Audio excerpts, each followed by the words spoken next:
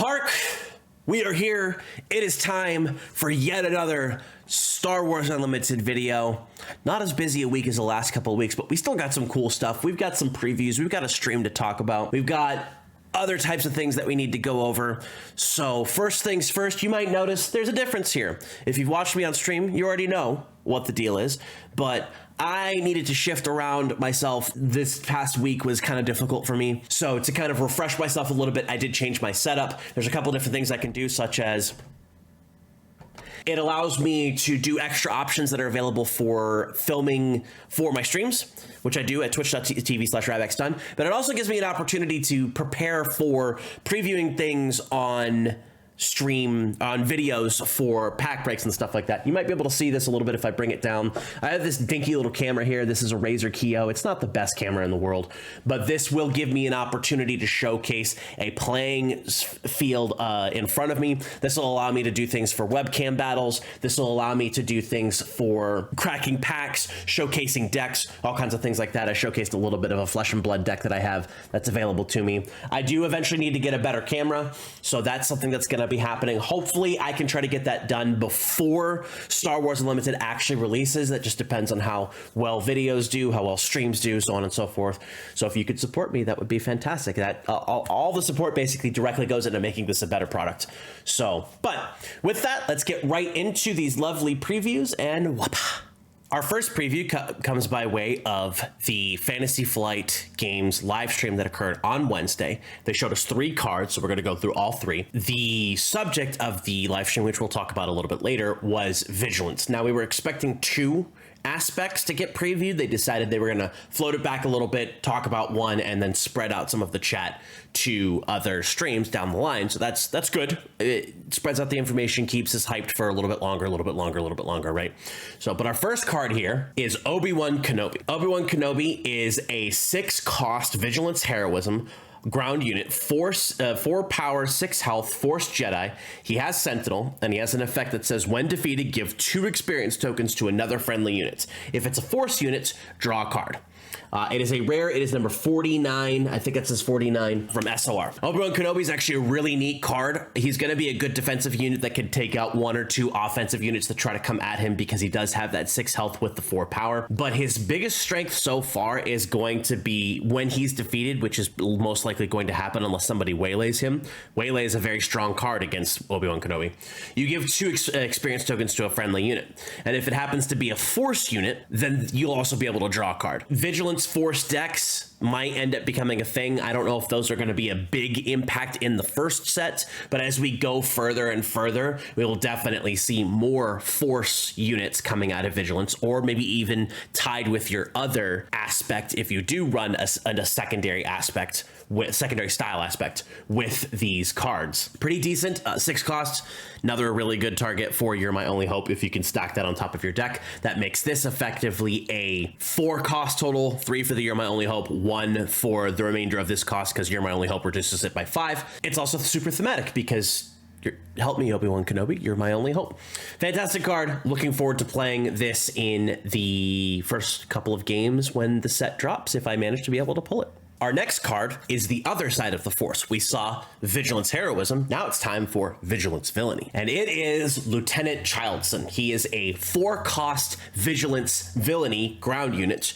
2 power, 2 health, Imperial Official, Sentinel. Do you sense a theme? When played, reveal up to 4 Vigilance cards from your hand. For each card revealed this way, give an experience token to this unit. We'll talk a little bit later about the difference between what Heroism is going to do and what Villainy is trying to do as a Vigilant aspect, because that was gone over during the live stream itself. But Childson, if you're running at least heavy Vigilance cards, should be able to generate at least 2 experience tokens on him, depending on how you choose to build your deck, for him to be able to get those experience tokens and be a bigger Sentinel unit. If you can average out 2 experience tokens, that makes him a 4/4 for 4, which is fantastic. Really interesting card. He's an Imperial, he's an official, so he turns on the, I believe it's the Sentinel aspect of the Royal Guard. He can be pulled by Tarkin. He is targeted by other Imperial things. If you have a bunch of experience tokens on this guy, and then you also have maximum firepower, he can target and shoot something down.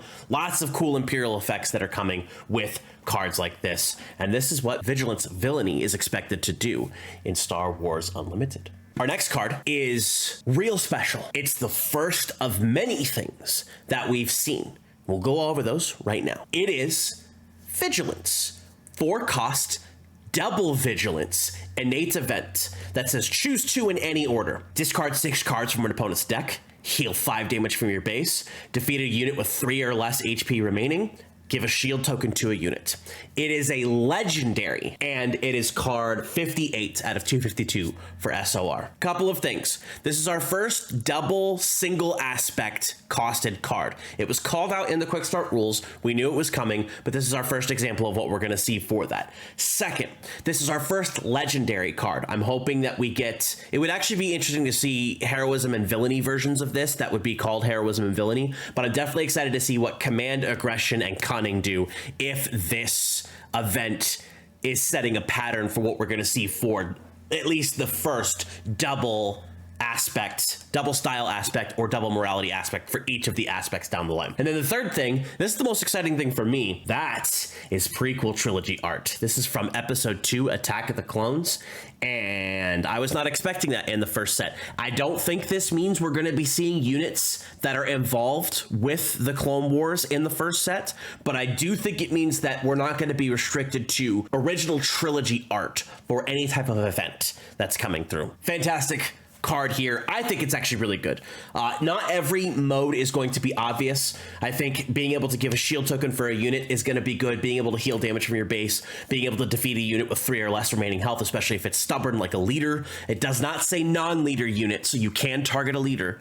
You could also target a space unit. Discarding 6 cards from an opponent's deck is going to be, it's going to be good if your deck focuses on mill strategy. Remember, you have 50 cards in your deck. You do not automatically lose when you have no cards left in your deck, but every time you are required to take a card from your deck and put it in any zone, whether it's your hand or your discard pile, you suffer 3 damage. So this speeds up that ticking time clock, and if you run 3 of these and you can cast all 3, that's 18 cards off of somebody's deck, plus all the draws your opponent does, plus all the draws you can have your opponent wants to do with their cards.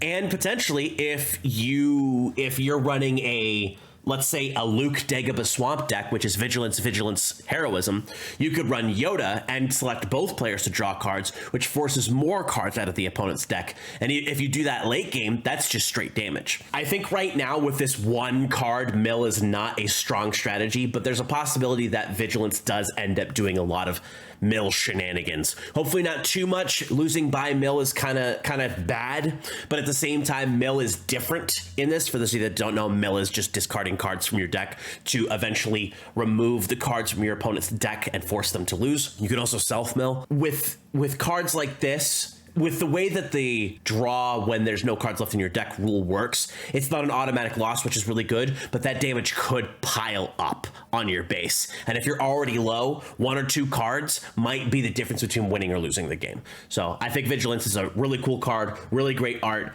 It's just fantastic stuff across the board. And Vigilance. Our next cards come to us by way of Polygon. Polygon managed to get some people out to Gen Con to play Star Wars Unlimited, which a lot of people were able to do. And they got 2 exclusive previews to be able to showcase to the players, which is us, through their article. And they're both pretty good cards. There's one I'm super hyped about, and there's one that is also very good and will be very good and has a indicative of a certain level of design that should be very interesting. Link to the Polygon article below, as always. We have here the Distant Patroller. Hey, remember this art? We were trying to figure out what it is. Turns out it's not a named ship.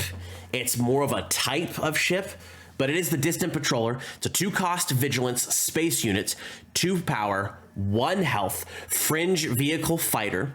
It says when defeated, you may give a shield token to a Vigilance unit. It is an uncommon, and it is number 60 of 252 from SOR. Dinky little fighter. But this is going to be something that you can play out, and as long as it doesn't get defeated on the same turn that it gets played out, you can set up your system's patrol craft to be able to take a shield and defend other things with that shield. Or you can ram this if instead of your opponent destroying it, because they probably don't want to give you the shield token. But if this is your last thing on a round, you play the distant patrol, your opponent doesn't have any responses, then at the beginning of the next round, you can activate your system's patrol craft, and then your opponent doesn't want to destroy this, and you just ram something of theirs to be able to get the shield token. I like these types of effects a lot. When defeated, you may give a shield token to a specific thing. I'm glad this says vigilance unit, not a space unit, not a ground unit, not a unit, not a heroism unit. It's specifically a vigilance unit. And that means that you can give it to a vigilance space unit, you can give it to a vigilance ground unit, but it has to be specifically a vigilance unit. And that is smart design, because it means that they only have to worry about vigilance units in future sets in terms of interacting with this card, and they don't have to worry about literally every space unit or every ground unit or every heroism unit, because there's a lot of those. Really good design, really good art. We have a fantastic little ship here.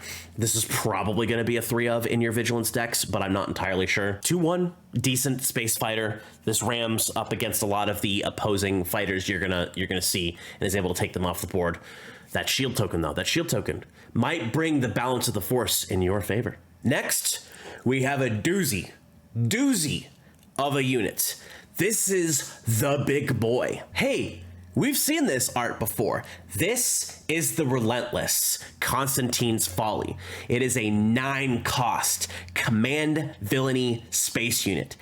8 power, 8 health, Imperial vehicle capital ship. The first event played by each opponent each round loses all abilities. It is a rare, it is number 89 from SOR, and this is a chunky boy. Now, 9 costs, that's hefty. Couple ways you can deal with this. You can Galactic Ambition it into play. It's going to cost you 9 health to do so. Might not be the greatest idea, but it is something you can do. Turbo Laser Technician, Super Laser Technician, whatever it's actually called, allows you to get those extra resources into play. That's going to get this guy onto the board much faster than you would otherwise. They both share command, so you don't have to go out of aspect in order to be able to get this onto the board. We don't know too many other cheating type situations to get cards out. Those 2 so far right now are the only ones, but because it is also a villainy unit, you can attack with this guy, sacrifice a Mahdi, attack with this guy again. Big chunky boy. I love me my Star Destroyers. I love Star Destroyers. I want to see more of these guys. They were some of my favorite units from the original Star Wars CCG. Even though I don't necessarily like that CCG as much, those cards were always beautiful. In the LCG Imperial Command, super dope early block build of just Star Destroyers. Just throw the Star Destroyers out. The other thing that's really important about this card is that the first event played by each opponent each round loses all abilities. There's a little bit of hitch here in terms of when this actually triggers. I'm hoping that the CRD, Comprehensive Rules Document, Rules Reference, whatever they want to call it, can help explain when abilities like this specifically trigger, because there is do you pay for stuff first and then do it? All we know about playing cards right now is you reveal the card, you pay the cost, you play the card, right? So we don't know exactly when it occurs. Hopefully that will be explained, but this is a strong ability. Your opponent has to effectively use a low cost event, have it get canceled, and then use their big cost event. And by the time that big cost event, or whatever it is that potentially can deal with this or deal with any other thing, can come out, it may have already done its damage. It may have already been able to do the big chunk damage. Again, Imperial, it helps Imperial strategies. If this takes a damage, credit gives it a power. If this is one of the cards of the top 5 cards of your deck when you play Tarkin, this guy goes to your hand. This is so far my favorite card that I've seen in the set, and this slots real nicely right in that Lord Vader deck, or Darth Vader, whatever you want to call it. Fantastic card. I'm hoping we get more things like this. I'm hoping we get some Rebel capital ships, and when we get to Clone Wars era, give me all the Acclamators. I love them. That is my favorite capital ship in the entire Star Wars universe. Legends, canon, Disney, non-Disney, all of it. Acclamator class Star Destroyer. Just, give it to me. Inject it right into my veins. Last week, FFG had a stream. Their FFG Live on August 9th.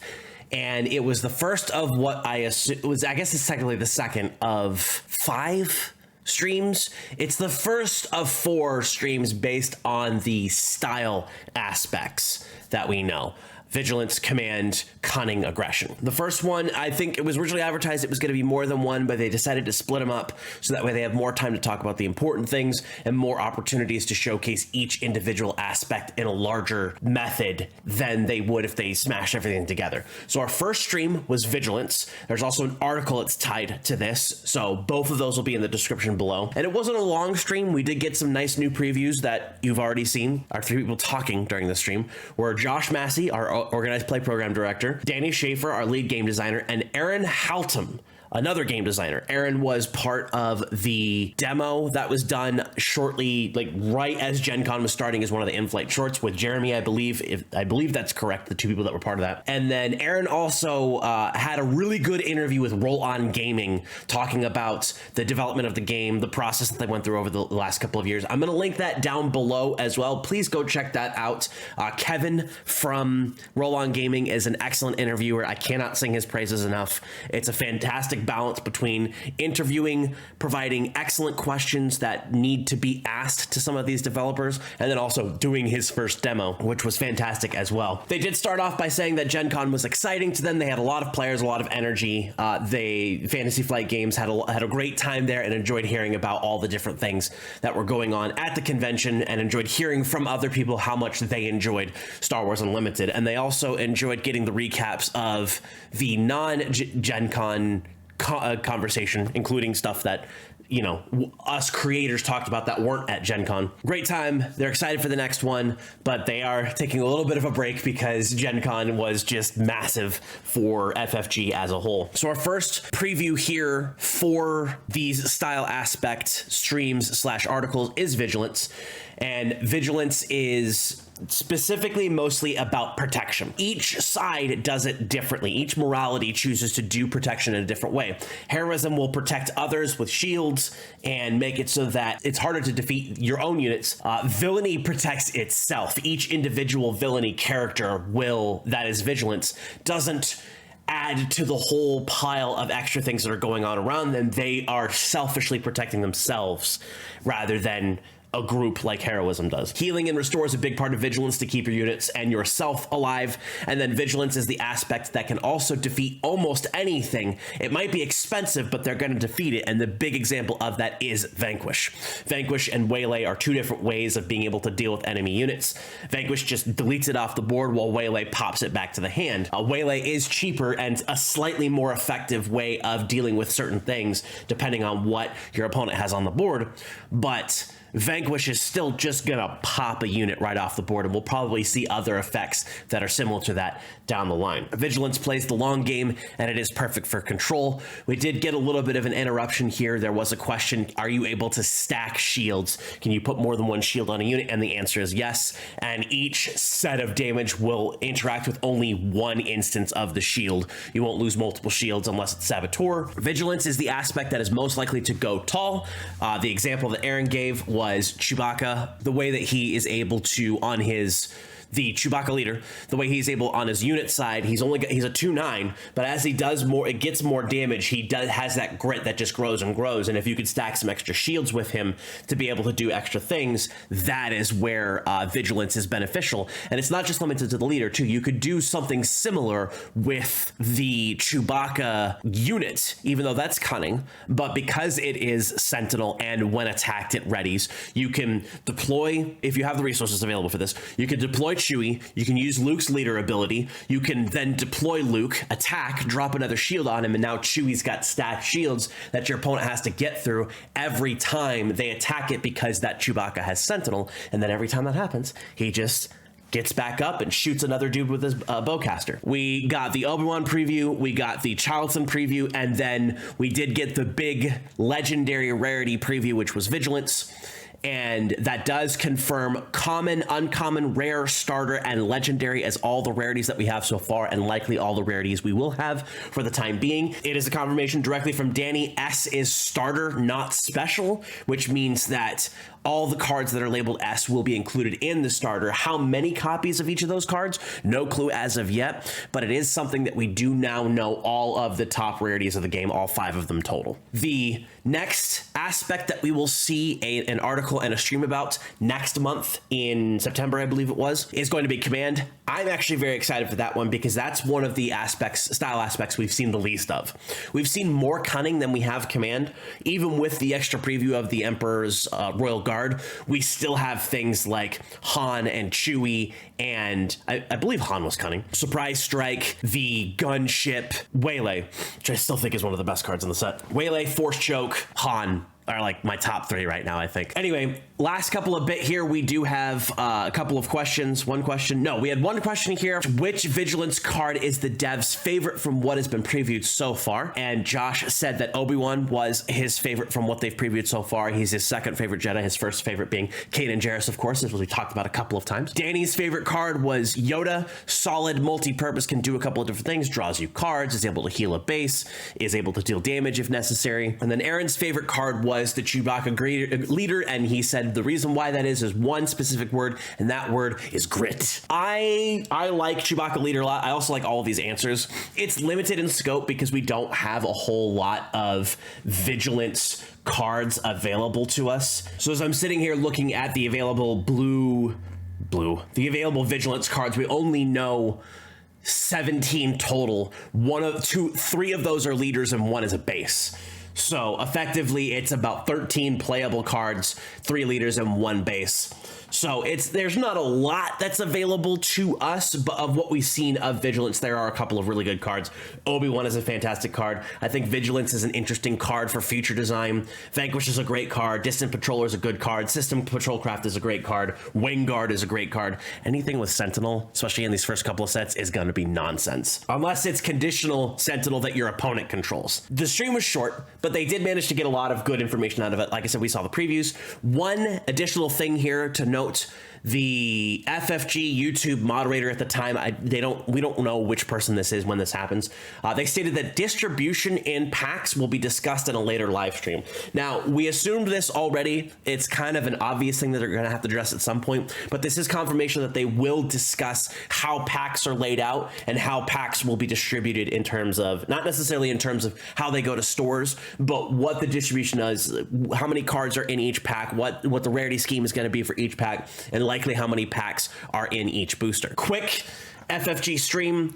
Our next FFG stream is going to come to us on the 23rd, a week from the airing of this video, and that shall cover the starter deck, and I believe that there's like 1 or 2 other things that'll be covered in there, and then questions as always. So get in there early, get your questions in just in case they might be able to get answered. Make sure they're serious and real questions, because nonsense is nonsense. And that's pretty much all we have to cover this week. Those previews, very interesting. Obi-Wan Kenobi, a very powerful card. Vigilance has some great spicy art for us to be able to anticipate and predict and kind of just mess around with what we're going to be looking at in terms of cards in the future, art, showcasing, and all the other stuff. There's a lot of words that are associated with what I'm trying to get across, and I'm not getting it across very effectively, but I think you know what I mean because you've watched enough of my videos. FFG, burning on all cylinders here. They are trying to get this as going as best they possibly can. I fully believe that this is going to be a fantastic product release when we hit in 2024. I know I say that every time. I know I sound like a shill, but everything that's coming directly from FFG has really made me believe that they are capable of doing stuff. I personally have only ever really been burned once by FFG when it comes to them closing their games down, and that was the LCG. I wish at some point they could reprint some of those cards to get them into the hands of players, but I know that that's not going to be the case. Destiny, I had ended up stopping playing before they really shut things down, and I understand why Destiny got shut down. I understand why the LCG got shut down. I understand why a lot of what FFG does has happened due to decisions based upon profitability for their own company and then decisions based upon the profitability of their parent company. But I really do think that FFG is all hands on deck for releasing Star Wars Unlimited and making it a solid product and a solid game that people are going to want to participate in and people are going to want to be able to buy in right at the beginning. I'm going to be one of them. Still haven't decided exactly how much product I'm going to dive into right off the bat. I know that eventually I'd like to try to make sure that I have at least one full play set of every card for the first set, and then probably duplicates of every common, uncommon, and rare. We'll see how far that goes for me, and then a box for starters, so that way I can teach people if necessary. I have talked way too much in this video. Let me know what you think about the future of Star Wars Unlimited, what you think about what we saw for the Vigilance cards, and what you think is coming down the line in Command, what we could see previewed. Could see another leader. It'll probably follow the same structure of we're going to see a Command Heroism, a Command Villainy, and maybe a double Command, or something that just meshes with the identity of Command as a whole. But if you could also do the YouTube stuff, I know you guys hate hearing it, but it does actually help. Like, comment, subscribe, follow the channel, hit the bell, do all the other different notification things. Watch the whole video, please. That would be also very helpful, as if you wouldn't know that already being here. Anyway, that's it. We're done. I've got nothing left to say. So we'll see you next time, and we'll see you all in the stars.